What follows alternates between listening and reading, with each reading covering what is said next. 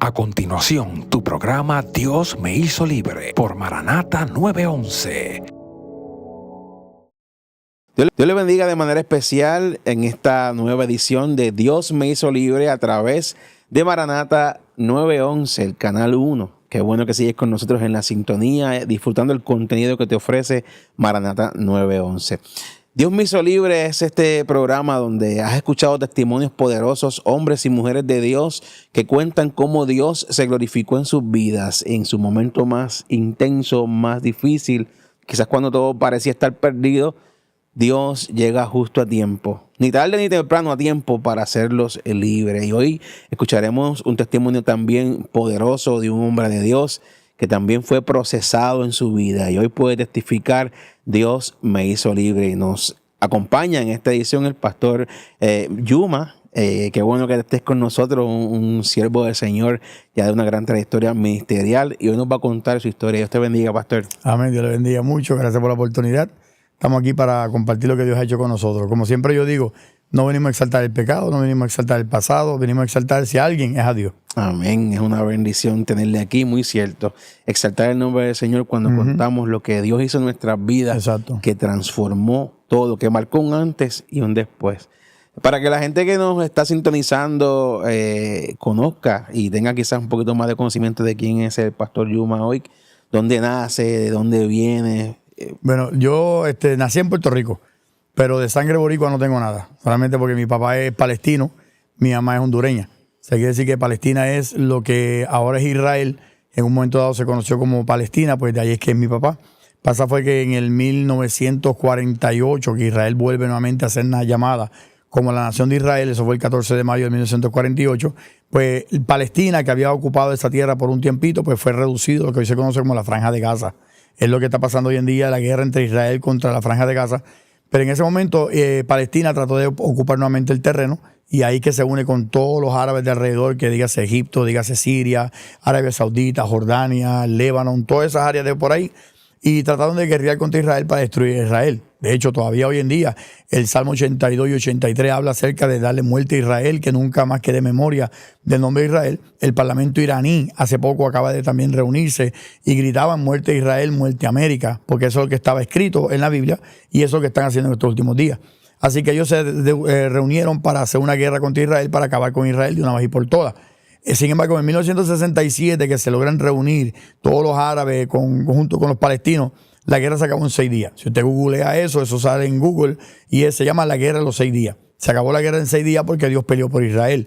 Que aunque todavía Israel no ha conocido a Cristo y no se han aceptado al Señor Jesucristo como su Salvador, todavía Dios tiene planes. Porque la Biblia habla acerca de los últimos días, como Dios volvería a reunir la nación de Israel donde mismo los tomó, que dice, se podrá crear una nación en un solo día. Todo eso ocurrió ya cuando Israel volvió nuevamente a ser nación, y eso es una señal para nosotros como cristianos.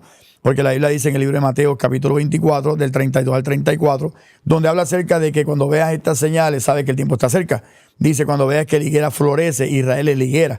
Y dice, sabe que está cerca a las puertas, o sea, ya está cerca la venida de Cristo. E Israel es lo que los teólogos han determinado como el reloj profético de Dios. Así que ya se acaba la guerra en 6 días y lo que a los palestinos les quedó simplemente fue empezar a emigrar. Ahí fue que entonces papi viene para Puerto Rico, de Palestina, en el 1969, pero parando en Honduras. Conoce a mi mamá, le embaraza, y una vez la embaraza, pues él se vino para Estados Unidos. ¿Por dónde? Por Puerto Rico. Ajá. Y ahí entonces llega a Puerto Rico, mami no sabía que estaba embarazada. Y ella era una chamaquita de 17, 18 años, papi era un hombre ya de 38, se le llevaba 20 y pico de años más o menos a mami. Así que papi sabía lo que estaba haciendo y papi sabía que la había embarazado, pero se escapó. Le manda una carta a mi mamá y le dice que llegó bien y toda esa cosa, y se ubicó en Loíza Valley, que es aquí en Canóvana. Ajá. Sin embargo, mami, no sé cómo lo logró, pero al saber que está embarazada, logró conseguir una visa, y en esa visa que ella logró conseguir, viene entonces para Puerto Rico, para Canóvana, para Loíza Valley, a la calle Bellísima, donde estaba papi. Se queda con papi, ya entonces se le cumplió los 30 días de la visa y quedándose entonces en casa de papi, pues ya se quedó. Nace mi hermana en el 70, nace mi hermano en el 71 y nazco yo en el 73. Y así fue que entonces ya yo llegué acá a Puerto Rico. Y esa niñez, pastor, cuéntame cómo fue ese desarrollo ahí, que todo gira en Loíza y en este entorno aquí. ¿Cómo fue esa formación? Todavía Loíza Valley sigue siendo parte de nuestras vidas porque ahí que está mi iglesia hoy en día. Ahí vive mi mamá, siempre estuvimos por ahí, por esa área. Hasta un tiempito, pero ya mismo entraremos en esa parte. Pero mi niñez no fue fácil. Mi niñez no fue nada fácil. A veces yo veo niños en mi iglesia de 5 años, 6 años, y yo bromeo con los nenes de lejito, pero yo no abrazo, yo no cargo, yo no beso. ¿Sabes? Por el respeto a los niños, por cositas que me pasaron a mí cuando yo era niño. Pues quiero darle ese respeto a esos niños y que ellos sepan que soy alcanzable, que no soy alguien que está por encima de todos ellos, pero a la misma vez que les doy respeto y que ellos tengan una admiración por el pastor que representa a Cristo en esta tierra, en su iglesia, y por eso que soy así. Pero y mi que hay niñez un no fue cariño, pero hay un espacio personal. Sí, exactamente. Que se cuida y se respeta. Exactamente. Pero mi niñez no fue fácil. No fue fácil. Cuando yo tengo como 4 meses aproximadamente, pues inmigración nos manda para Honduras. A Honduras por mi mamá. Pero como mi mamá siempre decía, donde está la gallina están los polluelos, pues nos llevó con ella. Tuvimos 5 años allá en Honduras, donde papi ni un cheque enviaba, no enviaban nada. Si habían giros, no enviaba giros. Si hubiera ATH móvil, no hubiera enviado ATH móvil. Sabemos que no la había, pero es un ejemplo para el tiempo de hoy. O sea, nunca mandó nada, ni dinero ni nada, ni una carta, nunca se preocupó. Hasta que pasaron 5 años. Pasaron 5 años de castigo de mi mamá estar en Honduras. Logró conseguir entonces una residencia. En esa residencia, pues venimos otra vez nuevamente para Puerto Rico a vivir con papi. Ya que estamos ahí con papi, pues papi era un hombre musulmán de la religión islam, que ellos pues se basan bajo el Corán con un Dios que se llama Alá. Mucha gente piensa que Alá es el mismo Dios. Alá no es el Dios de la Biblia, Alá es el Dios del Corán. Y la gente dice, no, pero es que hay un solo Dios verdadero. Y yo, por eso, hay muchos dioses, pero hay un solo Dios verdadero. Amén. Y ese Dios verdadero es el que la Biblia habla acerca de él. Pero mi papá pensaba que Alá era el único Dios verdadero, por eso es que lo relacionan como si fuera el mismo Dios. Sin embargo, cuando uno lee el Corán y lee la Biblia, se da cuenta que no es el mismo Dios. Cuando uno oye las creencias del musulmán con las creencias del cristiano, no son las mismas. Por lo tanto, eso es 2 más 2 son 4, es lógico, no es el mismo Dios. Y ese Dios le dice a mi papá, por el Corán, que puede maltratar a una mujer, porque la mujer tiene que saber que el que manda en la casa es el hombre. Por lo tanto, mi papá empezó con palabras soeces a mi mamá, palabras denigrantes, palabras de que tú no sirves para nada, tú no vales nada, por simplemente la razón de que mi mamá empezó a buscar de Dios en la iglesia Defensores de la Fe. Yo tengo 5 años y mi mamá empezó a buscar en la iglesia que hoy pastoreo. Así que en la misma iglesia Loíza Valley, Defensores de la Fe Cristiana, mi mamá empezó a buscarle a Dios. Y ahí entonces empezó el maltrato para mi mamá. Estamos hablando de palabras soeces. Tu papá cambia de actitud una vez ella se acerca al Señor. Exactamente, sí, porque estamos hablando de que para que mi mamá le inculcara a mí de 5 años, a mi hermano de 7 años y a mi hermana de 8 años la creencia del cristianismo, eso es un no en el Islam. O sea, tú no puedes convertir a una persona musulmán en cristiano. Inclusive, si es un sitio islámico con las creencias islámicas, que es un estado islámico, tú no puedes predicarle a un musulmán porque eso conlleva o cárcel o conlleva que te maten. O sea, por lo tanto, mi mamá haciendo eso con sus 3 criaturas, para papi, nosotros éramos musulmanes. Y por lo tanto, mami estaba convirtiendo 3 musulmanes en cristianismo. Papi entonces empezó a crecer un poquito más en el maltrato, donde le metía bofetada, le metía puño, le rompía la boca, o sea, le escupía flema en la cara, le jalaba el pelo, la arrastraba por el piso, le ponía el pie en el hombro y le arrancaba y le dejaba calva. O sea, era un maltrato tras maltrato simplemente por cuestión de las creencias. Entonces yo veía todo ese maltrato de niño, yo no sabía expresarlo, no sabía lo que estaba sintiendo. Pero hoy ya de adulto, 52 años que tengo, pues me doy cuenta que eso ya se me estaba sembrando en mi corazón. Coraje, ira, raíces de amargura, y en mi subconsciente, papi es malo. Mami siempre me decía, tu papá es bueno. Yo no entendía cómo a papi puede ser bueno. Sí, maltrataba y agredía al ser que más yo quería. Al ser que más tú querías. Exactamente. Cuando estás viendo esa violencia, estás impotente, ¿qué pasa por tu mente? Esto es bueno, es malo, ¿qué ocurre en mi casa? Exacto. ¿Te refugiabas en Dios que ya estabas conociéndolo por el lado de tu mamá o llegaste a un punto en que te sentías así impotente? Uno se sentía impotente, lo que pasa es que al tener 7 añitos yo sé lo que está pasando, pero no sé cómo articularlo en palabras, no sé cómo expresarlo, no sé a quién ir, no sé qué es lo que está pasando, ¿sabes?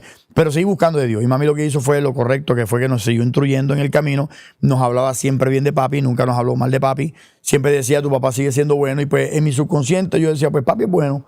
Pues entonces, pero a la misma vez yo decía, pero ¿cómo si papi es bueno? Papi está actuando de esta manera, donde era un maltrato constante con mami.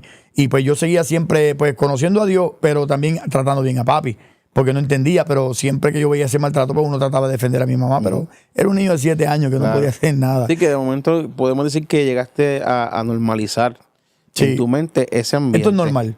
Es normal. Mi papá es bueno, pero es violento. Pero Exactamente. mami me está inculcando que él es bueno, que tengo que respetarlo. Exactamente. Pero tu mente chocaba por los momentos de violencia, pero llegaste entonces a normalizar ese ambiente hostil en tu casa, como dejarlo ya como, pues no puedo hacer nada, así es. Exactamente. Sí, así pues fueron 2 años nada más. Llegaste a pensar, también tengo que ser así, aunque soy cristiano. Exacto. Quizás no lo pensé de esa manera en ese momento, hasta un poquito después. Pero sí en ese momento yo lo que pensaba era, bueno, si esto es ser hombre, pues esto es ser hombre. Pero mami siempre me decía, tu papá sigue siendo bueno, conocía más del Señor Jesucristo y por ende seguí entonces creciendo bajo el cristianismo, porque fueron 2 años nada más que viví con papi. Ajá. Yo no entendía por qué papi era de esta manera, pero siempre me pegué más a mami. Pero eso creo en mí un niño inseguro. Un niño inseguro que yo no sabía si hacía las cosas bien. Yo no sabía si estaba haciendo la materia que me enseñaban en la escuela, si la estaba teniendo bien. O sea, me crié bien inseguro en todo el sentido de la palabra. Hasta el punto en que pues a los 7 años pues papi ya no podía más con nosotros. Y papi le dice a mi mamá, vamos a ver si tu Dios te va a ayudar. Y la manda a Chicago. Chicago es frío, Chicago es lejos. Mami no conoce el idioma, mami no tiene amistades, no tiene familia. Papi le envía con un pasaje ida para ella y para nosotros 3. Papi le manda sin dinero. Pues mami se quedó como que, wow, ¿para dónde yo voy? ¿Sabes? Mami tenía 20 y pico de años. Mami tenía como 28 años más o menos cuando eso está pasando. Y pues mami no sabía qué hacer ni nada, pero se refugió en Dios. Mami sabía lo que Romanos dice en el capítulo 8, que estoy segura que ni la vida, ni la muerte, ni ángeles, ni principados, ni potestades, ni lo presente, ni lo porvenir, ni lo alto, ni lo profundo, ni ninguna cosa creada me podrá separar del amor de Dios que es en Cristo Jesús. Y eso es lo que muchos cristianos fallan. Muchos cristianos piensan que si a lo mejor si me alejo de Dios, a lo mejor me dejan de maltratar. Mami se acercó más a Dios porque sabía que Dios es su refugio, como dice la Biblia. Dios es nuestro amparo y nuestra fortaleza, nuestro propio auxilio, nuestras tribulaciones. O sea, mami se acercó cada día más al Señor y eso fue lo mejor que pudo hacer. Qué poderoso. Porque papi no iba a pararle el maltrato, al contrario. Claro. Iba a seguir. O mami se apartaba y nos dejaba sin la crianza cristiana, o mami seguía y seguía cogiendo puños.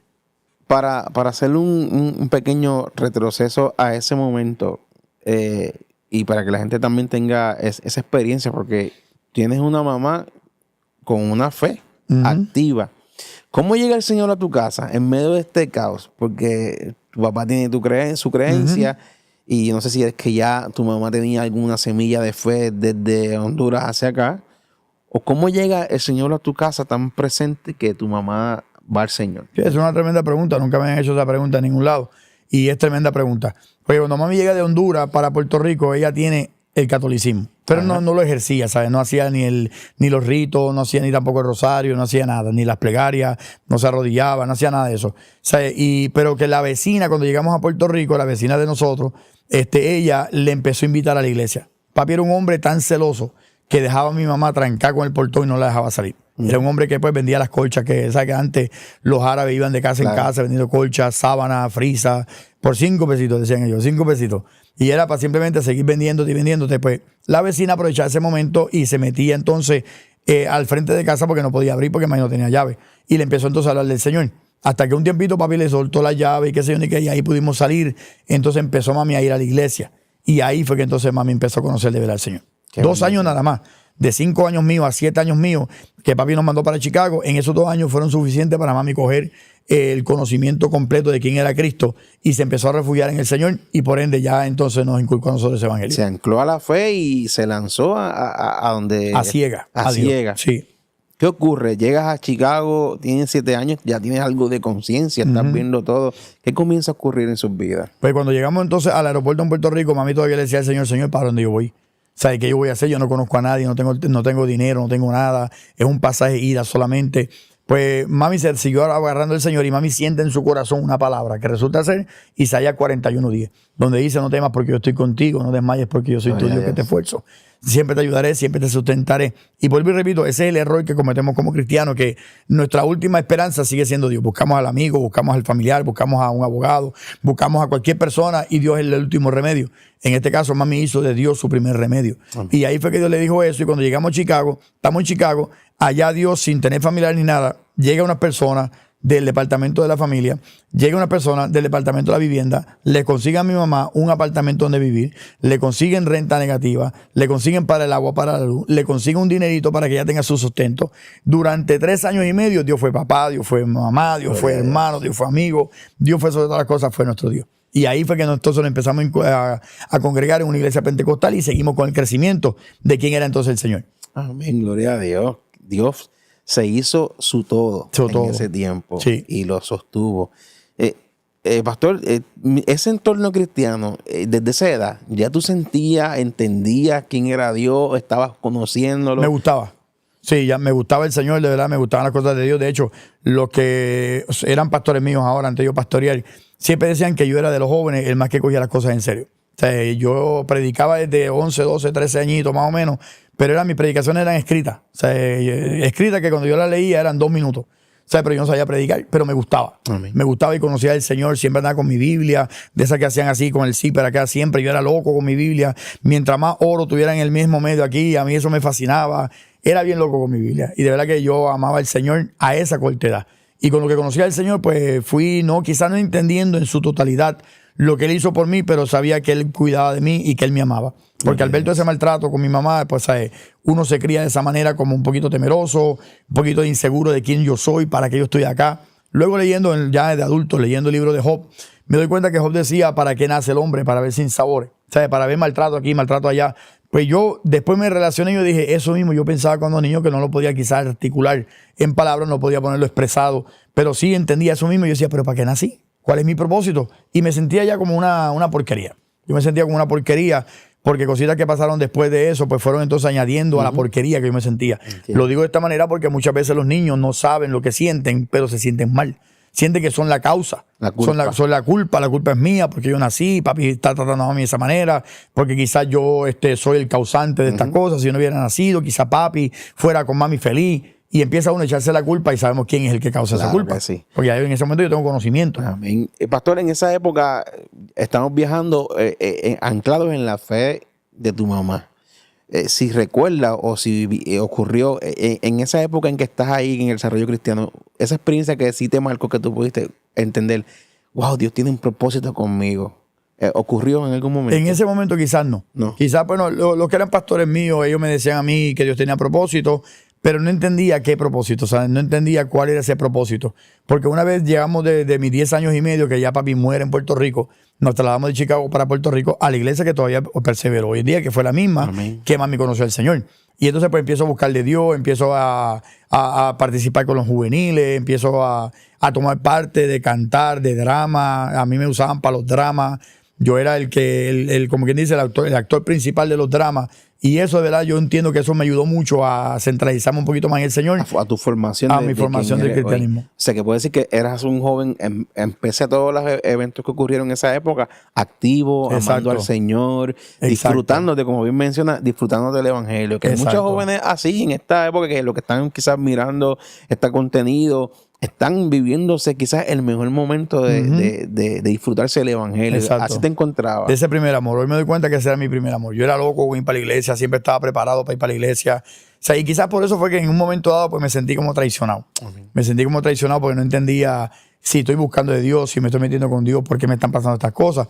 Porque a los 11 años de edad yo me sentía más basura todavía. ¿Qué ocurre que cambió, que se marcó ese antes y después, pastor? Que de un joven activo, lleno de este gozo, viviendo estas experiencias, ¿qué pasa en tu vida? 11 años yo estoy en 7º grado. 12 estoy en 8º, 13 estoy en 9º. Y como antes sabemos, pues eso era intermedia. La intermedia era 7º, 8º y 9º. Y en ese tiempo yo tengo unas luchas internas tan grandes que de verdad que yo lloraba todos los días.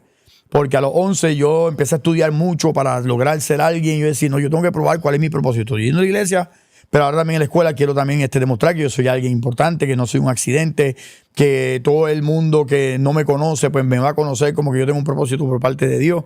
Y logré sacar todas A en 7º. Logré sacar todas A en 8º. Logré sacar todas A en 9º. Nunca saqué ni una B ni un examen. Lo que llamaríamos hoy en día como un estofón. Ajá. Y me gradúo de 9º grado, 7º, 8º y 9º intermedia. Paso para escuela superior con todas A. Me dan la medalla de alto honor, me dan la medalla de todas las clases, me la llevé todas, me dan la medalla de excelencia académica a nivel de todo Puerto Rico, porque era de 4 puntos en todo Puerto Rico, o sea, entre todos los 4 puntos, pues yo era uno de ellos, de los demás eran superior, yo era juvenil, pues yo era uno de los únicos que estaban con esas notas. Pero ¿por qué me siento mal? ¿Por qué me siento porquería? Aunque estoy buscando de Dios y me sentí traicionado, estoy siendo abusado sexualmente. A los 11, a los 12 y a los 13 años, casi todos los días. O sea, por una persona que se suponía que me cuidara. Ya papi está muerto, o sea, no es papi. Y me sentía de verdad traicionado. Y en ese momento pues me empecé a alejar de Dios. Porque ya estoy viviendo entonces, a los 11 años que vengo después de allá de Chicago, empiezo a vivir en Galateo. En Galateo quizás lo conocen porque el mismo Héctor Delgado canta una canción que dice, yo tengo 1000 historias que puedo contarte como la de Alberto, el de Galateo. Yo empecé a vivir ahí en Galateo. Y empecé entonces a codiciar y empecé a dejar mi mirada. Y si usted nota, la historia del hijo pródigo en el libro de Lucas, capítulo 15, dice que el hijo menor, no muchos días después que el papá le dio la herencia que le correspondía, se fue a una provincia lejana. ¿Qué quiere decir? Él ya estaba pensando, mientras estaba en la casa del padre, él ya estaba pensando, tan pronto me dé la parte que me corresponde, me voy de aquí. O sea, y así me pasó a mí, estando en la iglesia, empecé a pensar en alejarme de Dios. Y era por las cosas que estaba pasando. Veía el poder que Berto tenía, y Berto lo sabe, Berto es mi hermano ahora, es mi amigo. Él codiciaba a todos los chavos que él tenía, el poder, la gente lo miraba y él le tenía un respeto o un miedo, como se quiera poner. Y yo pues quería eso, porque estoy pasando por un abuso sexual, por alguien bien cercano a mí, alguien bien cercano a la familia, que se suponía que me estuviera cuidando, y lo que hizo fue, pues, me dañó. Como dice la Biblia acerca de Mefiboset, en 2 Samuel, del versículo capítulo 9, donde habla acerca de que Mefiboset, alguien lo dejó caer cuando él tenía apenas 5 años. Y eso le marcó su vida, donde empezó entonces a cojear y ya él nunca fue el mismo. Pues alguien me dejó caer en ese momento donde ya yo no fui el mismo. Ya yo no confiaba en nadie. Claro. Y empecé entonces a alejarme de Dios a los 13 años. Una edad peligrosa. Peligrosa, y que ahora, pastor, con el conocimiento que tiene, sabes que fue la brecha que el enemigo aprovechó para querer detener el propósito de Dios en tu vida. Y por ahí comenzaste de ser un joven libre, sentirte un joven atado dentro de un ambiente cristiano, donde tenías excelencia académica también, pero sentías esa atadura. Te comenzaste a hundir en el dolor porque fuiste enmarcado. Entonces comienzas a ver afuera gente, admirar personas que estaban quizás haciendo cosas malas y plantando en tu mente, en tu corazón, yo creo que yo debo empoderarme siendo como ellos. Porque yo estoy seguro que si yo me vuelvo como ellos, nadie me va a tocar otra vez. Nadie me va a hacer daño. Y yo decidí levantar un muro de contención en mi vida, donde yo decía, nadie se va a acercar a mí para hacerme daño. O sea, y creé entonces un carácter, un fasá, como le llamamos en inglés, un fasá, donde yo simplemente decía, el que se va a acercar a mí, primero abuso yo de ellos antes que ellos abusen de mí, en el sentido de maltrato, en el sentido de que para que tú me hables a mí de esa manera, te voy a hablar yo de esa manera. Y por ende empecé entonces a janguear con gente mala, empecé a hacer cosas negativas y empecé a buscar a la persona que había abusado sexualmente de mí para matarlo. O sea, a nivel de que ese nivel mi mente estaba de que yo lo iba a matar. Cuando yo lo encontrara, yo lo iba a matar. Y él sabía que yo estaba buscando para matarlo.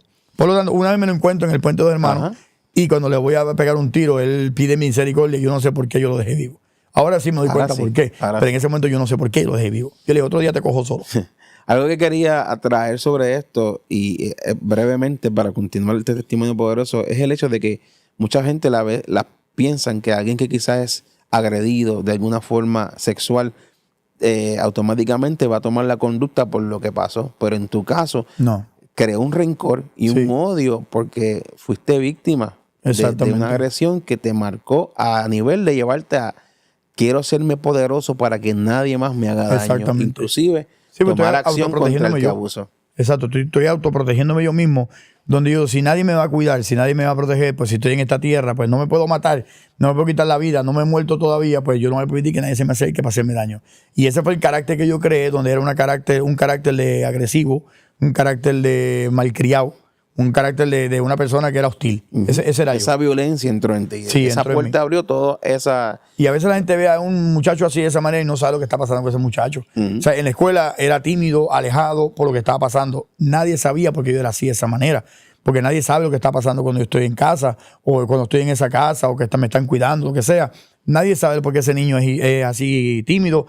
Y aprovechaban entonces esa oportunidad para que, como tú eras diferente, pues entonces abusar de ti como un hacer bullying. un bullying. Lo que le llamamos bullying. Y aprovechamos, pastor, ya que traes ese punto, que es algo que hablábamos quizá un poco antes en la entrevista preview, tu interés mayor en que las personas identifiquen los cambios emocionales en un adolescente quizás tú estás viendo cambios emocionales en tu hijo, ser rezagado Sí. o agresivo, o no quiere estar solo, o de momento cada vez que tú vas a salir te dice, mami, me quiero ir contigo, llévame, e insiste, y tú crees que, ay, tengo este niño apegado Sí. a mí, no me quiere soltar. A lo mejor te está enviando un mensaje, pastor, exacto. de que está viviendo algo y no sabe expresarlo como le pasó a Exactamente. usted. No tenía las palabras correctas para decir, estoy sintiendo o estoy siendo abusado, auxilio. Sí. Un niño a 7 años no tiene ese tipo de lenguaje Exacto. o capacidad.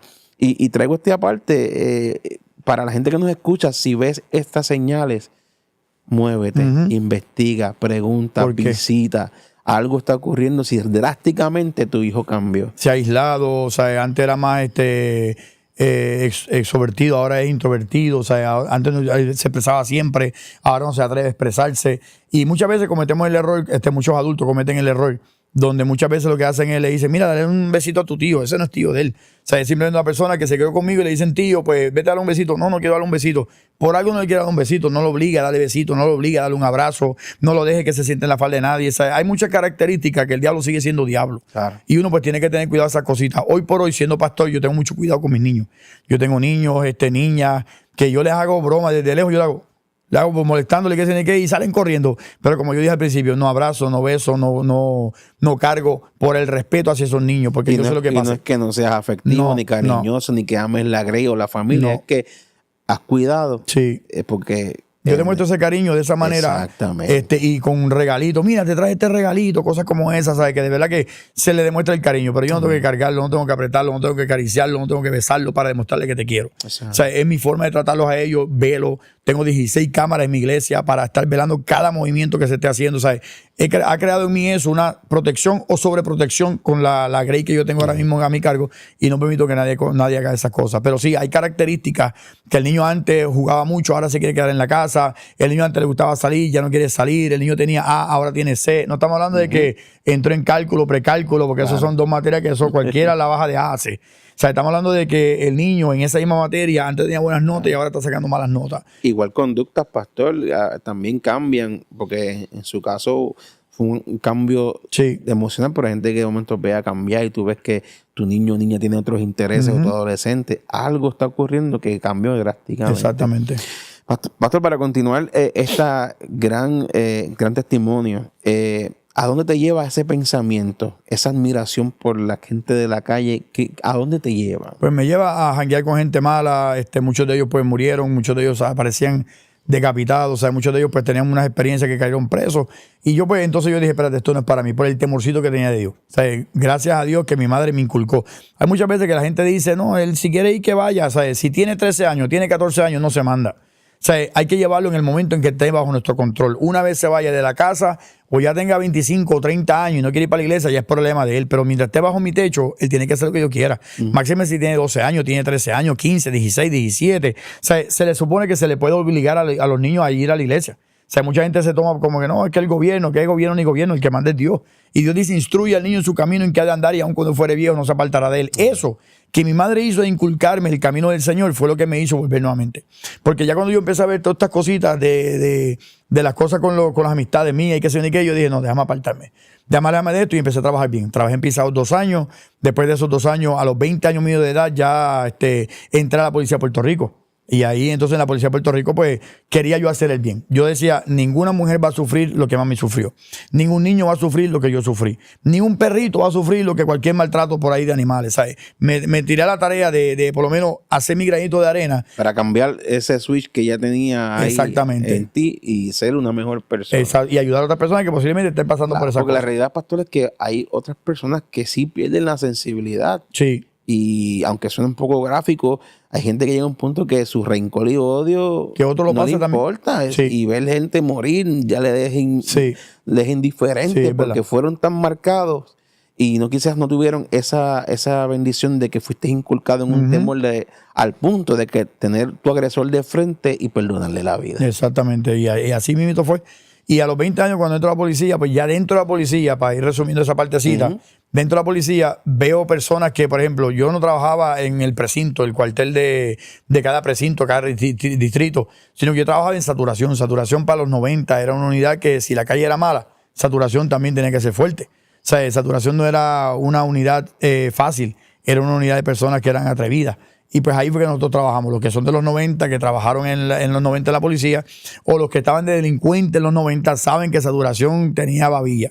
Como decimos en la calle, tenían corazón, pues ahí trabajaba yo. Pero dentro de todas las cosas que yo había hecho, yo vi un día a una persona en el carro, yo estaba en un carro civil, estábamos haciendo un trabajo de encubierto, y entonces veo a este muchacho que le está dando a la mujer contra el dacho. Ahí yo vi a mami con papi, que papi le estaba dando. Sacamos al muchacho del cristal, le entramos a palo en plena luz. Como estamos en civil, pues nos pudimos aprovechar. Otro día veo a esta muchacha que está caminando así y está caminando así.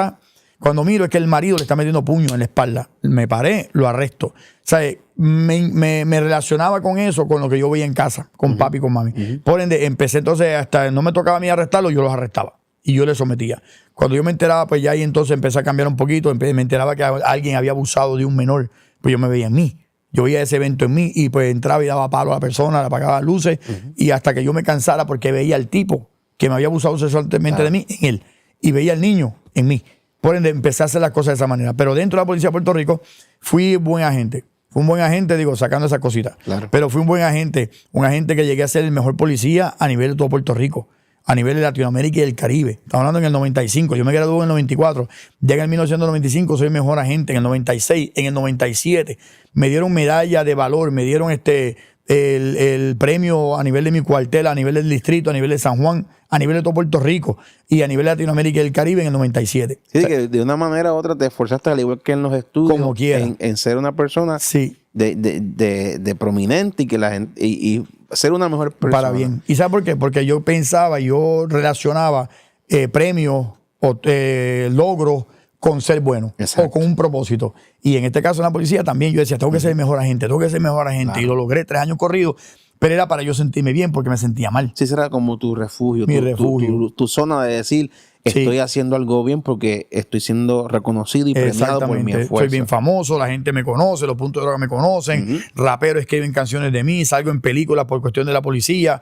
y cosas como esa. Tenía un cuarto en mi casa completo que era todo lleno de las placas, los premios. Yo decía, aquí va otro premio más. O sea, y me lo quise lograr. Pudiéramos decir, pastor, que en el momento en que tú decides ser una mejor persona de panadería y todo esta... El enemigo aprovecha también una vez más la brecha para que tú te identificaras con las personas que sufrían violencia abusada y querías ser, en cierto modo, el héroe de esas personas. Exacto, el equalizer, como dice la película, el justiciero. Exacto, y Satanás te hacía de una forma ver en ti que recordaras todas tus vivencias de violencia y de abuso en esas personas. ¿A dónde te siguen llevando estos pasos, pastor? Pues esta cosa que yo estoy viendo ahí en ese momento, que ya ahora estoy diciendo, como usted dice, como buen punto, el ecualizador, el equalizer, justiciero, que quiero hacer las cosas bien, arrestando gente, empecé yo mismo a corromperme. Wow. Empecé entonces a quedarme con los chavos en los puntos de droga. Si yo le decía al muchacho, ¿cuántos chavos tú tienes aquí? Me decía 480, le contaba 480, se los daba y me quedaba con los demás, así, a cara pelada. O sea, y ya entonces empecé yo a escalar un poquito más allá, donde me quedaba con la droga. Vendía la droga en los otros puntos de droga, secuestré personas, me llegué a secuestrar personas y los soltaban los puntos enemigos. ¿Por qué le nace este interés, pastor, de mientras hacías un operativo, te interesaste por quedarte con el botín? Porque era tan fácil ver en los Berwyn, ver en Montatillo, porque mi área es San Juan, y ver en La Perla, ver en estos sitios gente que no trabajan con un carro mejor que el mío. ¿Sabes? Ver estas personas con una casa o un apartamento más lujoso que el mío. Verlos con unos cadenones más grandes que la cadenita que yo tenía. Y yo empecé a decir, espérate un momentito, si yo me quedo con estos chavos, nadie lo va a notar. Además de que se me inculcó. Dentro de la misma policía también habían policías que estaban corruptos, pues me fueron inculcando poco a poco. Y yo vi que era tan fácil que yo dije, espérate, esto está bueno, son chavos adicionales, es un incentivo que se me está dando a mí. Porque hasta uno en su mente se puede decir, le estoy quitando el dinero a los malos. Exactamente, y para que se quede el gobierno me lo quedo con él. Y eso fue lo que empecé a decir yo. O sea, a nivel de que yo empecé a quedarme con los chavos, a secuestrar personas, meterme en las casas de esos delincuentes más grandes, quedarme con 200,000, 300,000, hasta niveles que yo empezaba a janguear con gatilleros de puntos de droga, de canales, de diferentes lugares, para ir entonces a asaltar diferentes lugares. A ese nivel siendo policía. Eso era como un reconocimiento que te exactamente hacía. Te mezclabas entre ellos para hacer un reconocimiento del área, dónde estaba qué cosa, también. Y luego... Exactamente. Después cuando alguien me llamaba y me decía, mira, hay droga en tal sitio, me metí en esos sitios y después entonces a ellos mismos también le quitaban entonces la droga y vendía la droga en otros puntos de droga. A nivel de que si tenían kilos de heroína, que fácilmente yo lo vendía en $120,000. O si no, si eran kilos de cocaína, yo lo regalaba, $20,000. O sea, que eso en ese tiempo era súper barato. Y entonces pues yo lo vendía de esa manera y así yo iba entonces enriqueciéndome. Pero nadie sospechaba porque yo, según yo, era un tipo sabio. Era un tipo bien inteligente, esto lo estoy haciendo sabiamente, no dejo huella a ningún lado, porque yo siempre estaba con las manos así al aire libre, nunca tocaba un micrófono, nunca tocaba una puerta, nada. Era un tipo demasiado sabio, según yo. Y mucha gente me ha preguntado, por ejemplo, José T. me preguntó los otros días y también Marjorie me preguntaba que si alguna situación me llevó a eso de una enfermedad de mi hijo, una condición de mi hijo, algo así. Yo le dije, fíjate, es que aunque la tuviera, no justifico que eso hubiera tenido que pasar. Porque a la que yo sabía, o que cobrabas poco, y a la que yo juramenté que yo voy a ser policía, yo sabía cuánto yo iba a cobrar. El problema está en las personas que se salen del cajón de lo que puede sostenerte, aún sobrándote algo. Cuando te sales de ese cajón y tratas de hacer otras cosas y tratas de cobrar o de gastar más de lo que ingieres, claro que vas entonces que hacer algo más. O un part-time, o un trabajo por el lado, o hacer las cosas ilegales. Yo te opté por hacer las cosas ilegales. Y ese tipo de preguntas quizás lo que busca es justificar a que tu acción tiene. Exacto, es verdad, es por que mi la familia, necesidad, sí, por la economía, no cobraba por el gobierno, mucho, para que uno culpe algo externo y no se mire no a uno acepte su mismo. propia culpa. Exactamente. Y ahí fue que entonces fui escalando a tal punto, hasta niveles que ya yo hacía cargamentos de cocaína. O sea, yo hacía cargamentos de cocaína con delincuentes mismos. Me llamaban los delincuentes y me preguntaban, ¿qué tienes para mí? O si no me decían, mira, vete a tal sitio, pero dame a mí 2 kilos. Pero de lo demás te quedas tú. Y ahí fue que entonces empecé a ese punto que yo era entonces un policía con un parche y con una placa. Hasta que de repente yo digo, déjame tranquilizarme. ¿Por qué? Porque en el mismo Galateo, 40 de Galateo me rodearon a mí con armas largas. Por una pelea que tuve con una persona de altura de Río Grande, que es al frente de Galateo. Me rodearon 40 Galateos con armas largas para matarme. Ese día me iban a matar a mí y a mi hermano. Entonces, hasta que llegaron las patrullas. Luego me entero que me habían apuntado la cabeza con un AK-47 en Montatillo de un piso 3. No me mataron porque llegaron los guardias. Nunca yo me daba cuenta que era porque llegaron los guardias, y los guardias llegaban porque era que Dios los mandaba para que no me hicieran nada. Y le metía miedo a esas personas. Era porque yo pensaba que era porque era yo. O sea, era Yuma. O sea, imposible que me hagan algo si soy Yuma. Esa era mi mentalidad. Yo estaba tan altivo y tan soberbio que yo me creía que era que no me podían hacer nada porque era yo. O sea, automáticamente ya ahí pues... luego de ahora de ser cristiano, pastor ahora, me entero de que en Montatillo daban $1 millón por matarme a mí. En Manuela Pérez daban $2 millones por matarme a mí. Y ahí pues yo entonces dije, por eso fue que entonces sentí, estoy caliente, me voy entonces para Fajardo. Estando en Fajardo, era un área nueva, hicieron operaciones tácticas en el área de Fajardo también. Trabajé en operaciones tácticas de Fajardo, que es la Fuerza de Choque, y ahí entonces volví también nuevamente a corromperme. Volviste nuevamente a esa vida. Pastor, Dios en todo ese tiempo, llegabas a escuchar de él, sentías su llamado, porque hay una semilla marcada, y aunque uno está ciego quizás, tomando todo esto, cometiendo todos estos actos delictivos, de alguna forma, escuchabas la voz de Dios, sentías en tu corazón, esto no es lo correcto. Sí, lo sentí en mi corazón, eso es lo que se llama convicción. O sea, ya cuando uno está marcado por Dios y Dios tiene un propósito, Dios lo va a cumplir a como de lugar. O sea, ya una vez Dios pone su mirada sobre nosotros y pone su sello sobre nosotros y dice, tú vas a ser mío. Venga gateando, vengas scrolleando, vengas en cama, vengas paralítico, vengas como sea, tú vas a venir a los caminos de Dios. Y yo sentía esa parte, yo sentía que yo estaba mal. Por eso era que yo se ponía la pistola y me la ponía en la cabeza. Loco por pegarme un tiro. Pero ese temorcito que tenía de parte del Señor, yo sabía que yo para donde yo iba. Así que no lo hacía, pero lo hacía de otra manera. En medio de un tiroteo provocado posiblemente por mí, o en medio de un tiroteo que simplemente porque de punto a punto, pues yo entraba corriendo para que me mataran, sin chaleco, simplemente corriendo para que me mataran. No me voy a matar yo, porque yo sé para dónde yo voy. Que llega una bala perdida para no sentir que exactamente. me maté yo. Por lo menos, si me pego un tiro, voy para un sitio. Si me matan, voy para otro. No, voy para el mismo sitio. Pero mi mentalidad era, por lo menos mi mano no va a ser la que me van a matar a mí. Pero yo llegué a pensarlo y yo lloraba. Yo lloraba porque yo sabía que estaba mal, yo sabía lo que yo había pasado, yo traía toda mi niñez, traía todo lo que estoy haciendo, traía todas esas cosas en mi mente. Yo lloraba en la bañera, en la ducha, se entremezclaba con la ducha las lágrimas. Yo lloraba en la cama, yo decía, Dios, como dice Héctor Delgado en el mismo testimonio de él, es real. Yo decía, eso mismo decía yo. Yo decía, Señor, pero ¿cuál es tu empeño conmigo? O sea, ¿qué tú quieres conmigo? Eso mismo decía yo. Yo decía, pues mira, eso es un llamado especial de parte del Señor. Pastor, y ¿por qué pensar en el suicidio y no en correr a Jesús? Porque en ese momento el diablo te tiene tan engañado que tú no te sientes digno. O sea, yo no me sentía digno de ir al Señor. Yo sabía que yo estaba mal, las cosas que yo había hecho, todas las maldades que yo hice, todos los secuestros que yo hice, lo que yo pude haber causado directa o indirectamente en otras vidas. O sea, yo no me sentía digno. Yo decía, la mejor solución es salir de esto, es pegándome un tiro. Y se acabó la vida mía. Wow. O sea, pensando como si aquí se iba a acabar todo, o simplemente, posiblemente, después que me vaya al infierno, ya voy para el infierno y se acabó, pero no quería correr a Jesús. Tuvo que ser Dios el que me hiciera el llamado de una manera espectacular, donde Dios sabe lo que está haciendo, y como decía la hermana ahorita, Bárbara, que decía que Dios no llega antes, no llega después, Él siempre llega a tiempo. Eso es así. Pastor, llegas a Fajardo, tomas como una leve calma y vuelves y retomas esa conducta delictiva. Y vuelves otra vez quizás al mismo patrón Sí. de engaño y maldad. ¿Qué ocurre?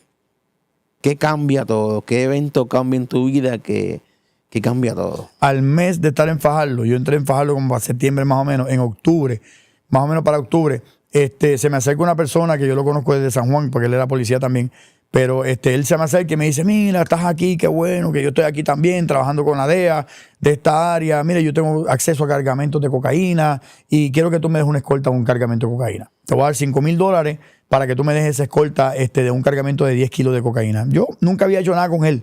Yo era un tipo zorro, como le dije ahorita, yo siempre tenía las manos acá, nunca tocaba nada. Era un tipo que no confiaba en todo el mundo, pero en ese momento confié en él. Y cuando estoy confiando en él, llamo el cargamento de cocaína, pero dije, no lo vuelvo a hacer, mucho menos con él. O sea, de esa manera, no, yo tenía mi gente con la que yo lo hacía. Si eran gatilleros, yo sabía quiénes eran, yo confiaba en ellos. Si eran policías, yo confiaba en ellos, pero en este tipo nunca había hecho nada. Yo dije, no lo vuelvo a hacer. Nunca más lo hice. Empecé a trabajar bien, me quedaba con los chavos, me quedaba con la droga como quiera, pero sin nadie más. Cuando de repente ya en el mes de agosto, el día 14 del 2001, me llevan a un adiestramiento en Ceiba. En ese adiestramiento en Ceiba, era en ese adiestramiento, para hacer el resumido ya, que ya se nos está acabando el tiempo, llega el momento en que en ese adiestramiento nos dan el adiestramiento por los derechos civiles, pero no, era un arresto federal. Y ahí fue que entonces fui arrestado. ¿Por qué? Porque allá en el mes de octubre, para el día tal, ustedes llevaron un cargamento de cocaína al pueblo de Ceiba. El muchacho que me llevó era un agente encubierto federal. Y no es que era un agente encubierto federal, es que a él lo habían arrestado vendiéndole una octava de heroína a un agente encubierto del NIE en los kioscos de Luquillo. Y él entonces pidió cacao, pidió entonces ser testigo del pueblo, hace entonces la redada, lo que se conoció como honor perdido. Si usted googlea honor perdido del 2001, salen todas las fotos y sale la foto mía. Y ahí fue que entonces fui arrestado por el FBI y entonces caigo preso. A mí todo esto me parecía un sueño, me parecía una pesadilla. Yo decía, pero ¿de qué tú me estás hablando? O sea, yo haciéndome el justo. Y decía, pero ¿de qué tú me estás hablando si yo no he hecho nada malo? Yo estoy bien. Me decía, no te preocupes, mira quién está alrededor tuyo y quién no está. Yo miraba así y me faltaba uno. Y yo decía, pero es que yo no he hecho nada malo, decía yo a ellos. Esto está mal, suéltenme ya. No me soltaban. Automáticamente ahí yo digo, mira, suéltame un momentito porque me doy el hombro. Cuando me sueltan en las esposas para yo hacerme así con el hombro, yo pensaba correr para encima de los guardias. Eran agentes federales, no hicieron con agentes federales de aquí, ni con agentes de acá, ni con SWAT de acá. Trajeron gente de Estados Unidos, porque éramos nosotros 29 policías y 3 civiles. Pero también habían 40 agentes más en Ponce que estaban siendo investigados. Claro. O sea, ¿en quién tú vas a confiar entonces en Puerto Rico y en la policía de Puerto Rico si tú no sabes quién está y quién no está? Trajeron entonces del FBI y de SWAT y de HRT de Estados Unidos y yo iba a correr para encima de ellos para que me pegaran un tiro. Yo no iba a pasar por este proceso. Entonces caigo entonces preso y caigo entonces en la cárcel federal. Y ahí que entonces en el 2001, 14 de agosto de ese año, caigo entonces preso en la cárcel federal donde yo había ingresado un montón de gente. ¿Y qué pasa? En la cárcel federal en ese tiempo estaban los de Montatillo, de Montepal, de La Perla, Lloren Torres, de Caimito, de Cupey, de Santurce, de todos los sitios. Todos los que alguna vez le fuiste en una piedra de tropiezo. O para bien o para mal, porque para bien es que los arrestaba y los metía preso y ellos sabían que era mi trabajo, o para mal que siendo agente era un enemigo de ellos. ¿Por qué? Porque siendo agente era un delincuente más. Cuando estás en esta situación, una vez más el enemigo te susurra en la mente, quítate la vida, corre hacia la arma de fuego para que te disparen. Para que te disparen. Pero caes preso. ¿Qué ocurre en tu vida que ahí comienza ese antes y después estando tras las redes? Ese mismo día, 14 de agosto, que estoy en el hoyo, porque el hoyo se llama el SHU, Special Housing Unit. Entonces estoy ahí encerrado 24 horas, 7 días a la semana, en un cuartito que es bien pequeño, 10 pies por 12 pies por 20 pies de alto, un frío espeluznante. Y cuando estoy entonces ahí en ese cuartito, que estoy acostado en la cama mía de cemento de 3 pies, con un mate de 1 pulgada de espesor, con la comida bien escasa, estoy ahí en ese lugar. Yo pensando que era un sueño, yo me dormía. Yo quería pasar la sentencia completa si fuera de esa manera, durmiendo. Me despertaba, veía la puerta de metal color azul. Y yo esperaba volver a cerrarlo y ver la puerta marrón, color de madera, que es la de mi cuarto, de mi casa. Y no, me di cuenta que era real. Me di cuenta que era un sueño, no era un sueño, no era una pesadilla, no era una mentira, no era un acto, era real. Ahí fue que yo entonces me arrodillé, empecé a llorar y lloré. Y le dije a Dios, Dios, perdóname. Y de verdad, ahí ese momento fue que entendí el llamado de parte de Dios, porque mi madre me inculcó en el evangelio, conocía el camino como el hijo pródigo, me levantaré e iré a mi padre. ¿Por qué? Porque conocía el camino. Alguien le enseñó desde chiquito el camino, ya después que él estaba en los cienos de allá, de los cerdos, queriendo comer la algarroba de los cerdos, él reaccionó y sabía el camino de vuelta. Yo conocí el camino de vuelta y ese día me arrepentí y le dije a Dios, Padre, perdóname en el nombre de Jesús. Lo mismo. Y cuando me arrepiento, en ese momento yo sé que Dios me perdonó porque sentí una limpieza tan grande.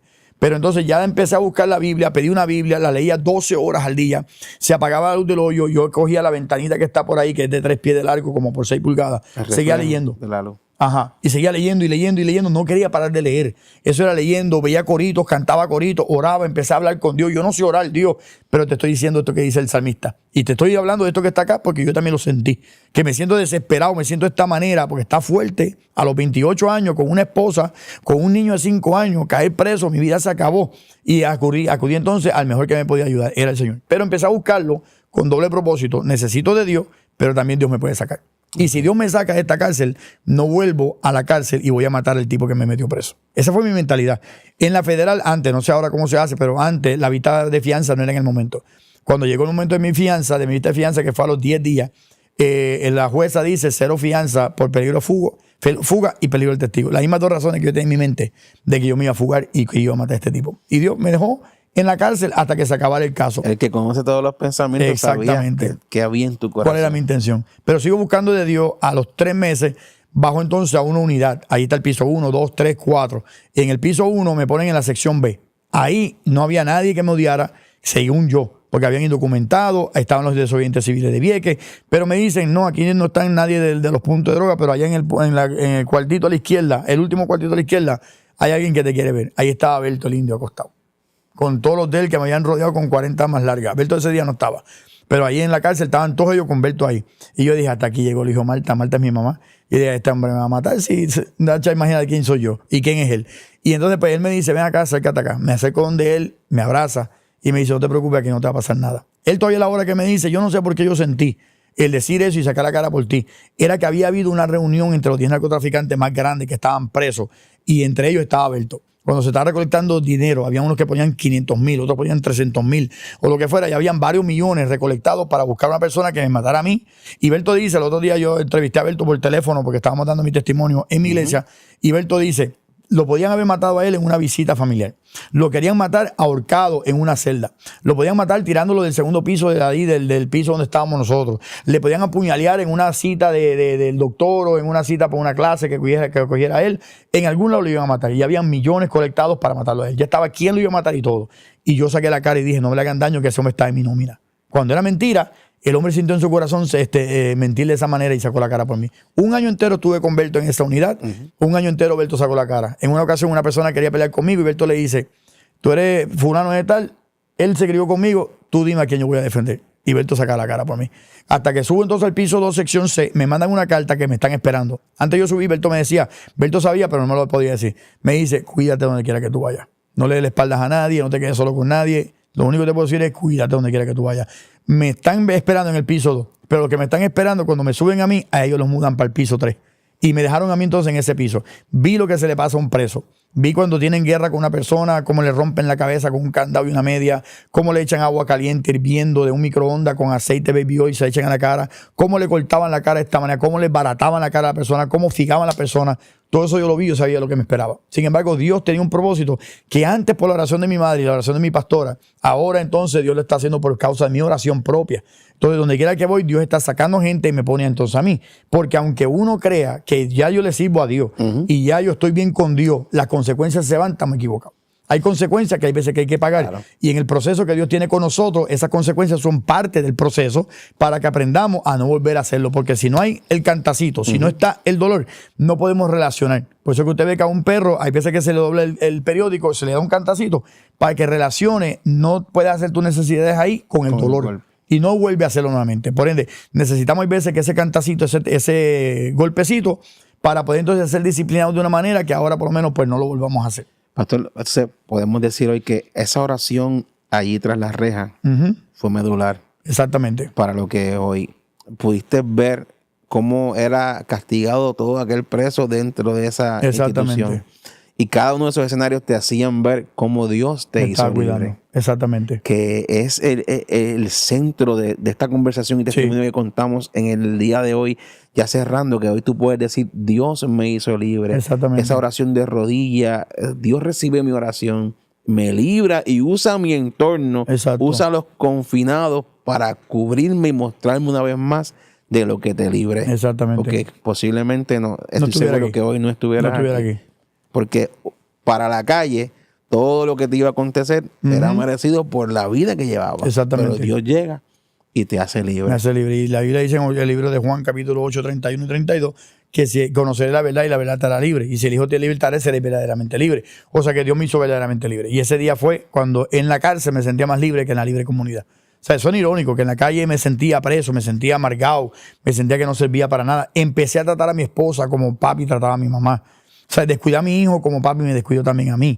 Por lo tanto, empecé entonces a actuar como lo que yo tanto odiaba. Y en la cárcel, que estoy preso, encerrado, 24/7, que no puedo salir de ese cuartito tan pequeño, me sentía más libre que estaba en la libre comunidad. Y ahí fue que empezó mi relación con el Señor, a nivel de que cuando me sentencian a 10 años de cárcel, me mandan para Estados Unidos. Yo siempre pedí Florida. Para la medium pedí Florida, me dieron Atlanta.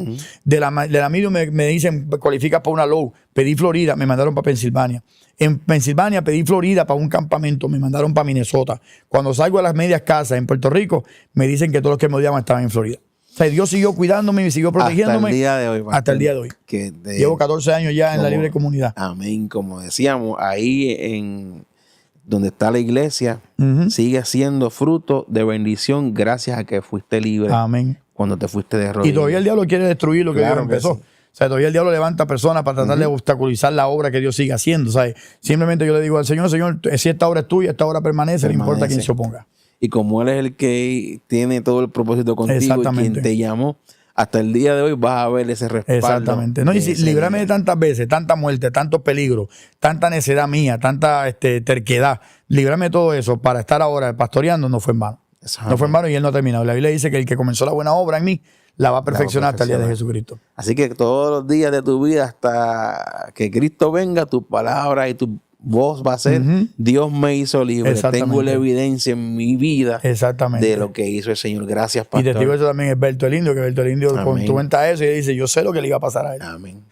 Gracias, pastor, por esta hermosa testimonio que nos cuentas en esta ocasión de esta edición de Dios me hizo libre. El tiempo no nos da para más y hay tantas historias y tantos testimonios poderosos que Dios hizo en la vida del pastor Yuma. Quizás en otra ocasión podamos estar ahí y compartir más de eso. Pero recuerda, no importa el proceso, no importa lo que estés atravesando, no importa los golpes de la vida. Cuando corres a Jesús y te humillas de corazón, vas a encontrar en Él libertad. Y de eso hablamos en Dios me hizo libre. Me hizo libre. Dios les bendiga. Dios te bendiga, Dios te guarde. Si esta programación ha sido de bendición a tu vida, llámanos, queremos orar por ti. Puedes llamar al 787-953-6499, 787-953-6498. Tenemos hermanos dispuestos, disponibles a orar por ti. Queremos poner aún profesionales de la salud a tu disposición. Esto es Maranata 911, un oasis en medio del desierto. Dios te bendiga.